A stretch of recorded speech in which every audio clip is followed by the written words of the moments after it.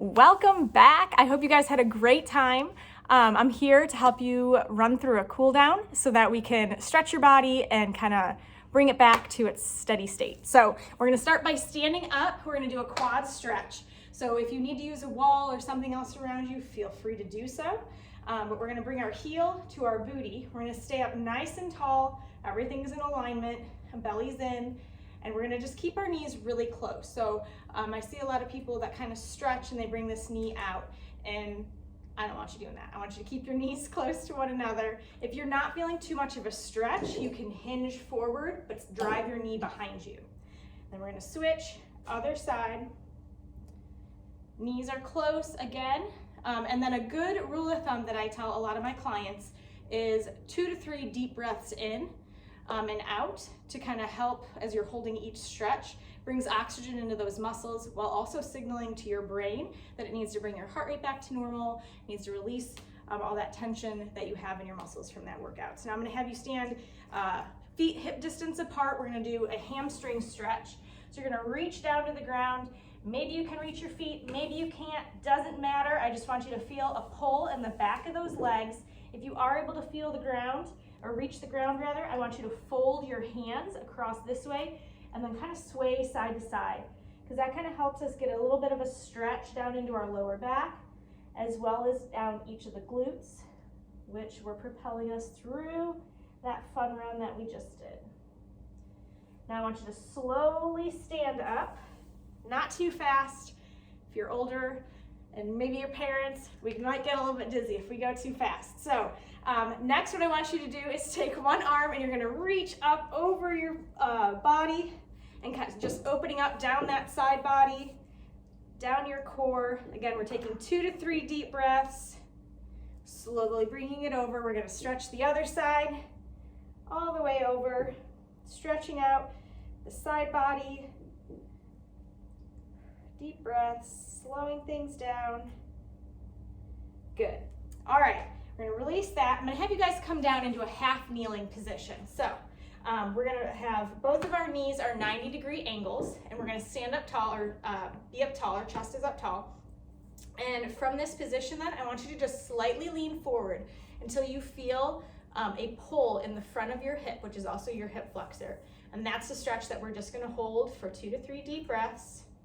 So our hip flexors are what's pulling our legs forward when we're walking and running. So people who run really often tend to have very tight hip flexors. So it's really important after these sorts of activities that we stretch those muscles out. So to get a little bit deeper, I want you to do of the knee, this hand of the side of the knee that's down, I want you to reach over your body, again, across that side body like we were doing for the warm up, and you'll feel how that stretch in your hip flexor gets a little bit deeper. And still with our deep breath rule. Release that hand, release back, and then we're gonna switch legs. So again, 90 degrees with both of our knees. We're finding our balance, and then we're just gonna push forward slightly until we feel that stretch in the front of our hip and that hip flexor. Just pulling that out, releasing the tension, so that way our muscles can recover better. Stretching also releases a lot of the lactic acid, that's what causes pain in our muscles after we exercise. So drinking a lot of water is really important. Hydrating, protein helps to recover, and carbohydrates. So protein and carbs after you work out, water and stretching are all gonna help you so that you don't feel sore. Let's bring our hand across, reaching, deepening that stretch in that hip flexor. Deep breaths. Release your hand. And now I want you to come into a seated position. And we're gonna extend both of our legs out in front of us and reach forward to your toes.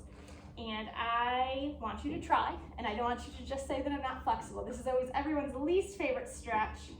This is always when I hear from my clients like, well, I'm just not a flexible person. So you're still gonna try it when we're doing it right now, right? 2 to 3 deep breaths. Come on back up. We're gonna bring one foot and we're gonna do a little twist. So bring your foot to the outside of your knee, and then you're gonna twist away.